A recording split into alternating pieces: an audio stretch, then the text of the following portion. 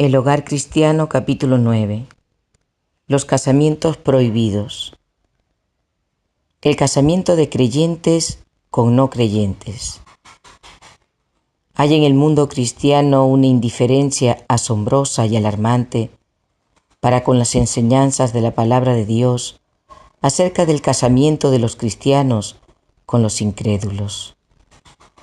Muchos de los que profesan amar y temer a Dios prefieren seguir su propia inclinación antes que aceptar el consejo de la sabiduría infinita. En un asunto que afecta vitalmente la felicidad y el bienestar de ambas partes, para este mundo y el venidero, la razón, el juicio y el temor de Dios son puestos a un lado y se deja que predominen el impulso ciego y la determinación obstinada. Hombres y mujeres que en otras cosas son sensatos y concienzudos, cierran sus oídos a los consejos. Son sordos a las súplicas y rasgos y ruegos de amigos y parientes y de los siervos de Dios.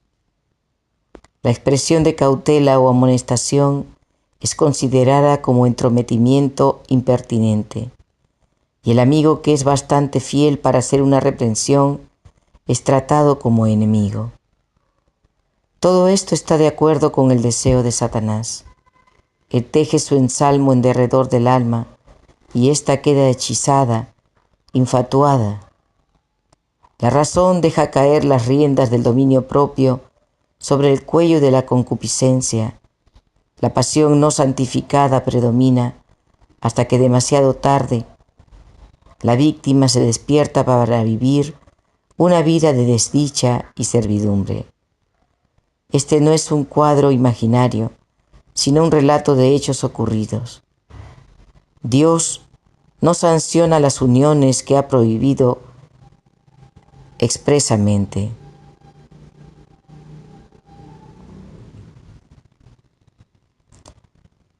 Las órdenes de Dios son claras. El Señor ordenó al antiguo Israel que no se relacionara por casamientos con las naciones idólatras que lo rodeaban. Y no emparentarás con ellos, no darás tu hija a su hijo, ni tomarás a su hija para tu hijo. Se da la razón de ello. La sabiduría infinita, previendo el resultado de tales uniones, declara: porque desviará a tu hijo de en pos de mí, y servirán a dioses ajenos. Y el furor de Jehová se encenderá sobre vosotros, y te destruirá presto. Porque tú eres pueblo santo a Jehová tu Dios. Jehová tu Dios te ha escogido para hacerle un pueblo especial, más que todos los pueblos que están sobre la haz de la tierra.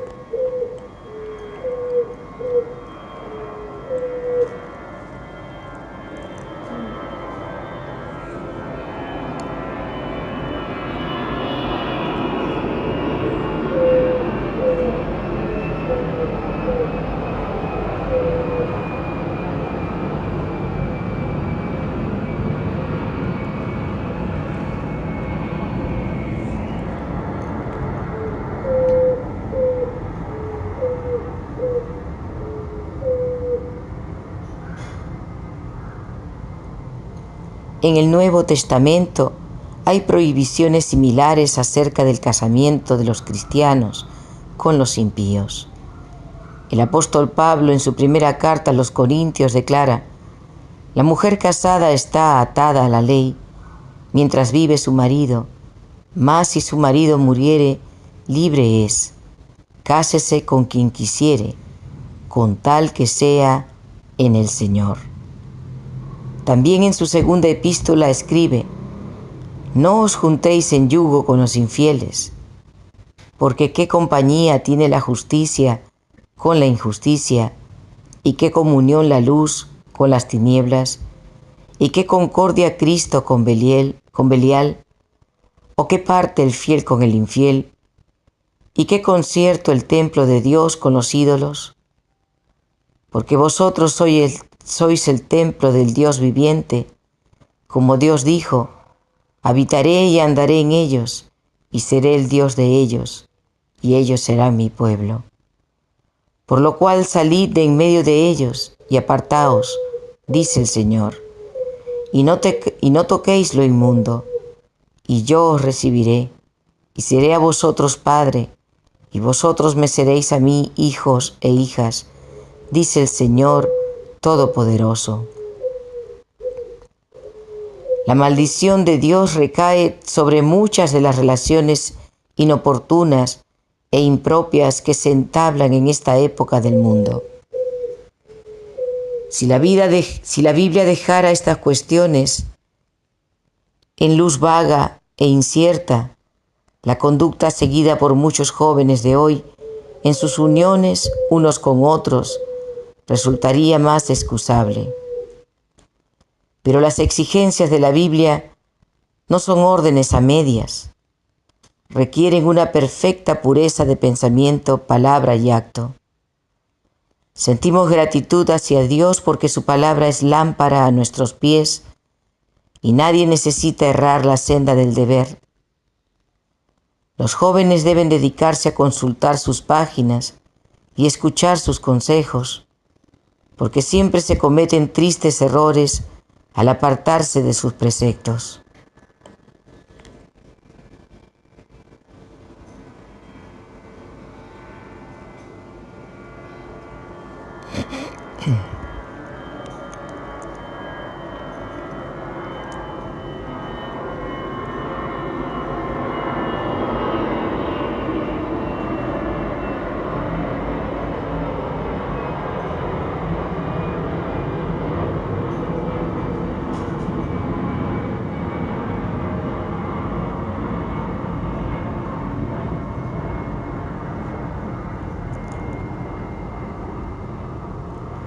Dios prohíbe a los creyentes que se casen con incrédulos. Nunca debe el pueblo de Dios aventurarse en terreno prohibido. El casamiento entre creyentes e incrédulos ha sido prohibido por Dios, pero con demasiada frecuencia el corazón inconverso sigue sus propios deseos y se contraen casamientos que Dios no sanciona. Por esta causa muchos hombres y mujeres están sin esperanza y sin Dios en el mundo. Murieron sus aspiraciones nobles y Satanás los sujeta en su red por una cadena de circunstancias. Los que son dominados por la pasión y el impulso tendrán que cosechar una mies amarga en esta vida y su conducta puede resultar en la pérdida de su alma.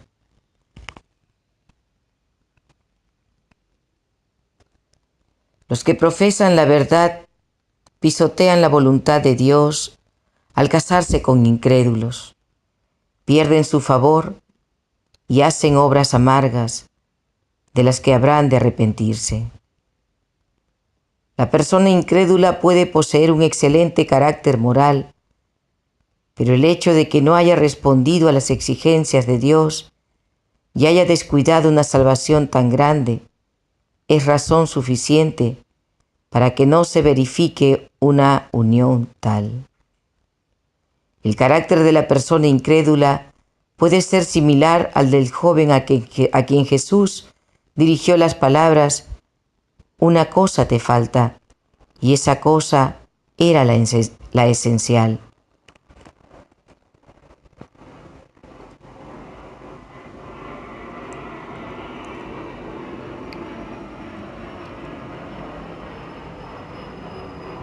El ejemplo de Salomón.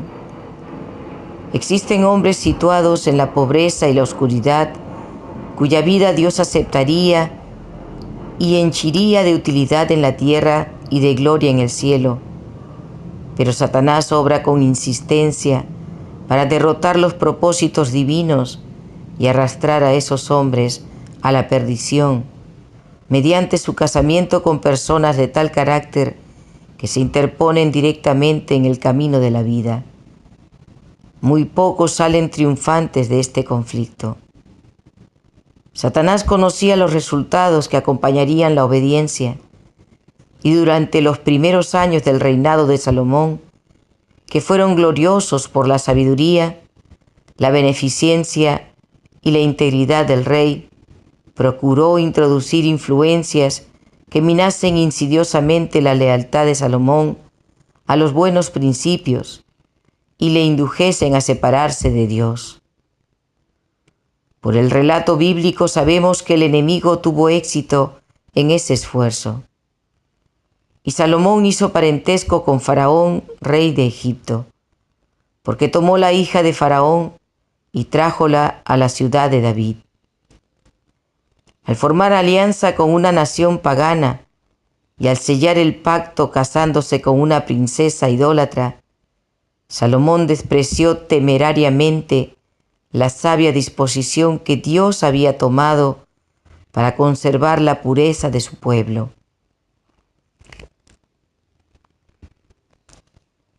La esperanza de que su esposa egipcia pudiera convertirse no era sino una débil excusa por aquel pecado. En violación de una orden directa de que su pueblo permaneciese separado de otras naciones, el rey unió su fuerza con el brazo de la carne. Durante un tiempo, Dios en su misericordia compasiva pasó por alto esta terrible equivocación.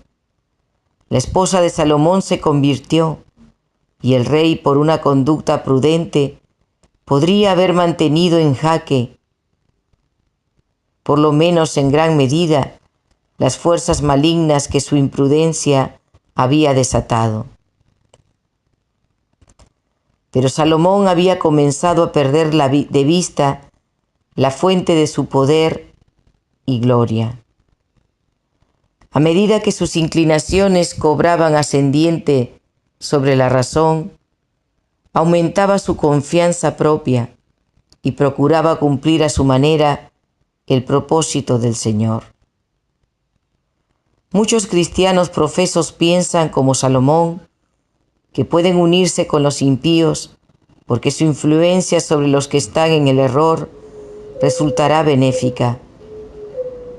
Pero con demasiada frecuencia, al quedar ellos mismos entrampados y vencidos, renuncian a su fe sagrada, sacrifican los buenos principios y se separan de Dios. Un paso en falso conduce a otro, hasta que al fin se colocan donde ya no pueden tener esperanza alguna de que romperán las cadenas que los atan. La excusa favorece la religión. A veces se arguye que el no creyente favorece la religión y que como cónyuge es todo lo que puede desearse, excepto en una cosa, que no es creyente.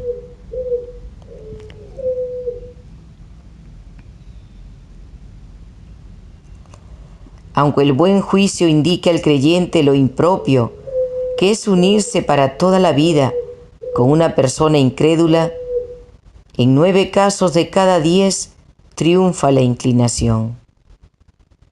La decadencia espiritual comienza en el momento en que se formula el voto ante el altar. El fervor religioso se enfría y se quebranta una fortaleza tras otra, hasta que ambos están lado a lado bajo el negro estandarte de Satanás. Aún en las fiestas de boda, el espíritu del mundo triunfa contra la conciencia, la fe y la verdad. En el nuevo hogar no se respeta la hora de oración.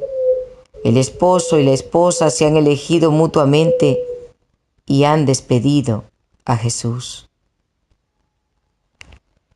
El creyente es el que cambia. Al principio el cónyuge no creyente no se opondrá abiertamente, pero cuando se presenta la verdad bíblica a su atención y consideración, surge enseguida el sentimiento: te casaste conmigo sabiendo lo que era, y no quiero que se me moleste.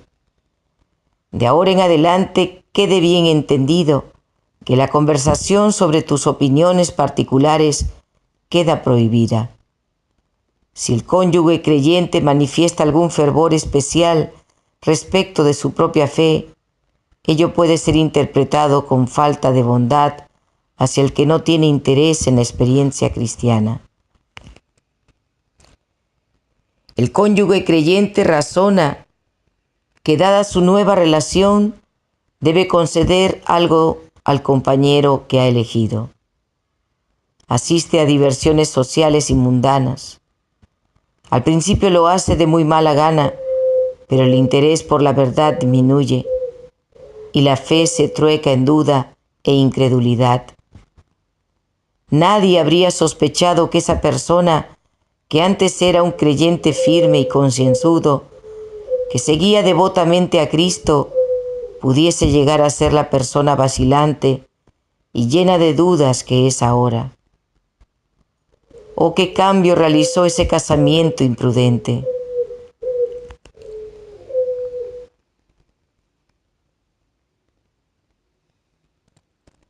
Es algo peligroso aliarse con el mundo.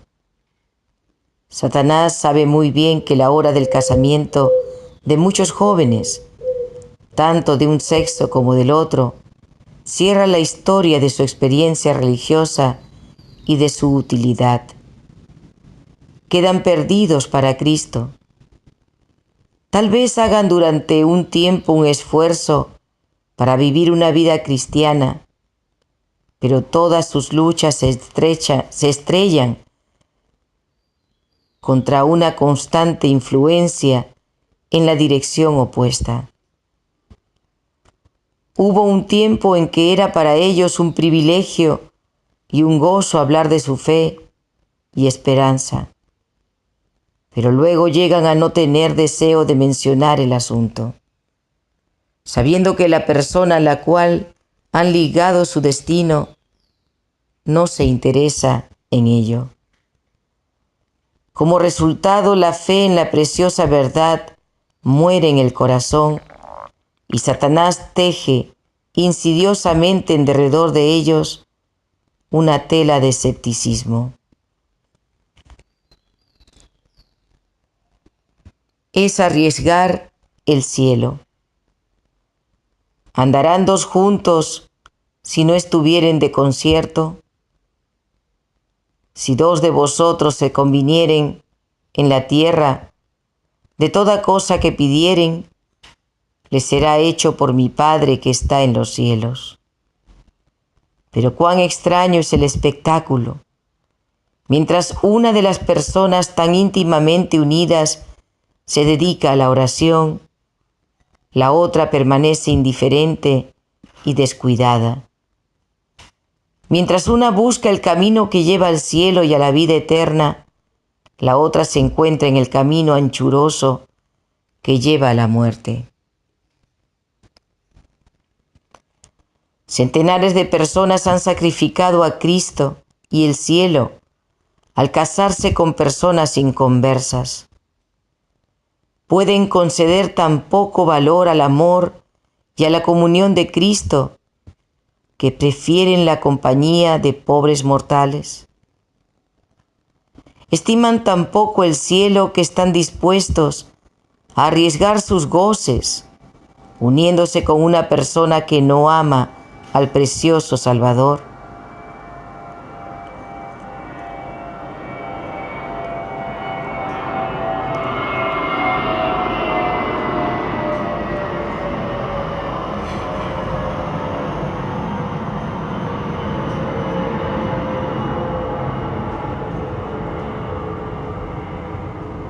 Unirse con un incrédulo es ponerse en el terreno de Satanás.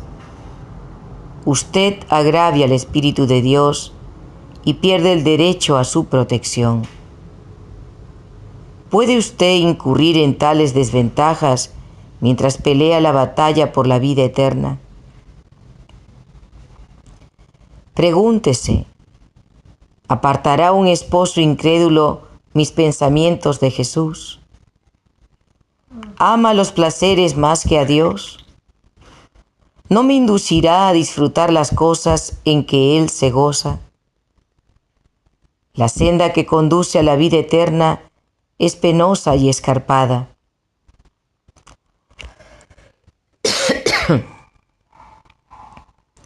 No tome sobre sí pesos adicionales que retarden su progreso.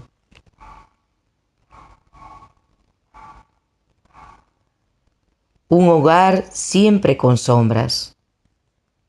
El corazón anhela amor humano, pero este amor no es bastante fuerte, ni puro, ni precioso para reemplazar el amor de Jesús.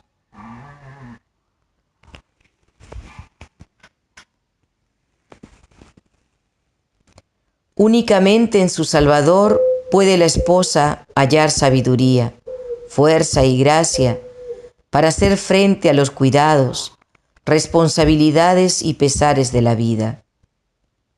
Ella debe hacer de él su fuerza y guía. Dese la mujer a Cristo antes que darse a otro amigo terrenal, y no forme ninguna relación que contraríe esto. Los que quieren disfrutar verdadera felicidad deben tener la bendición del cielo sobre todo lo que poseen y sobre todo lo que hacen. Es la desobediencia a Dios la que llena tantos corazones y hogares de infortunio. Hermana mía, a menos que quiera tener un hogar del que nunca se levanten las sombras, no se una con un enemigo de Dios. El razonamiento del cristiano. ¿Qué debe hacer todo creyente cuando se encuentra en esa penosa situación que prueba la integridad de los principios religiosos?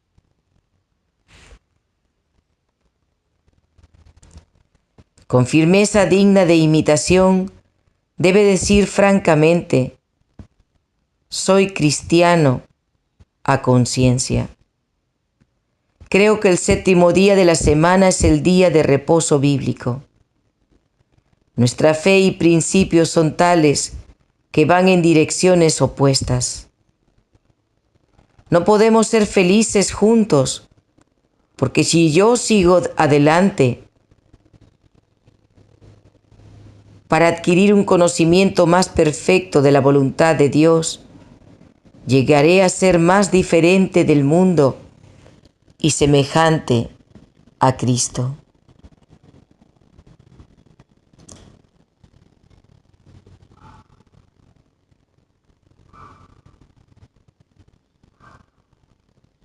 El razonamiento del cristiano. ¿Qué debe hacer todo creyente cuando se encuentra en esa penosa situación que prueba la integridad de los principios religiosos? Con firmeza digna de imitación, debe decir francamente: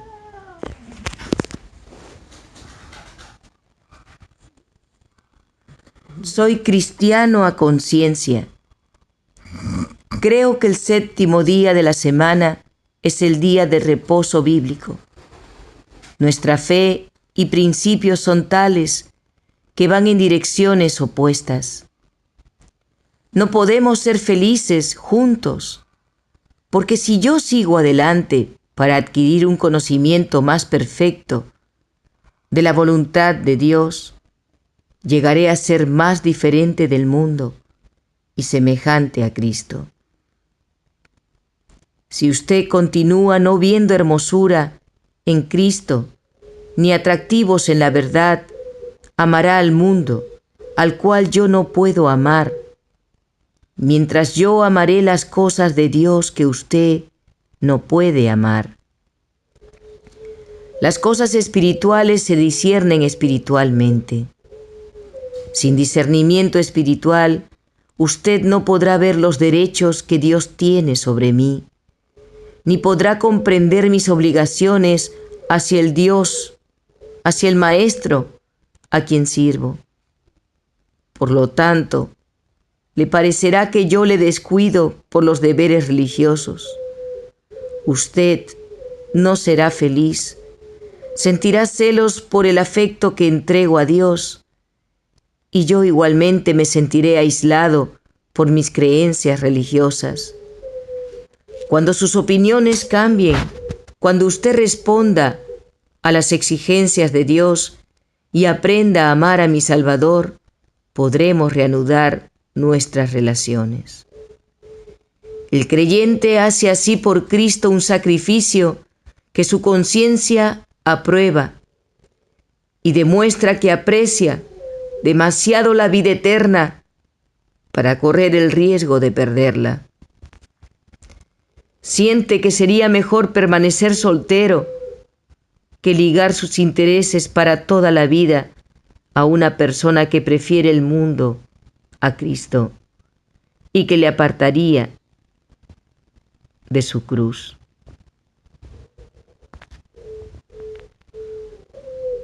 Una alianza matrimonial segura.